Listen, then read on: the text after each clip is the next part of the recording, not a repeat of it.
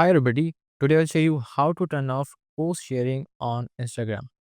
So as you can see here that we are inside our Instagram profile, and right now I'm using a different account just to show you that on my account post sharing option is enabled. So I'm going to simply tap on this picture, and if I just tap on the share icon here, you will be able to see the option of add to story.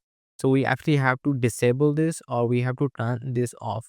So now we're gonna go back to our profile. All right, perfect.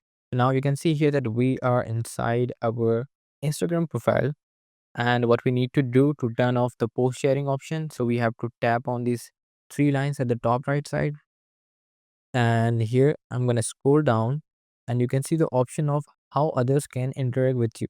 So here you have to tap on sharing and reuse, and from here we actually have to disable post and reels to stories. Okay, so I'm gonna actually disable this, and now I'm gonna jump back to the other profile.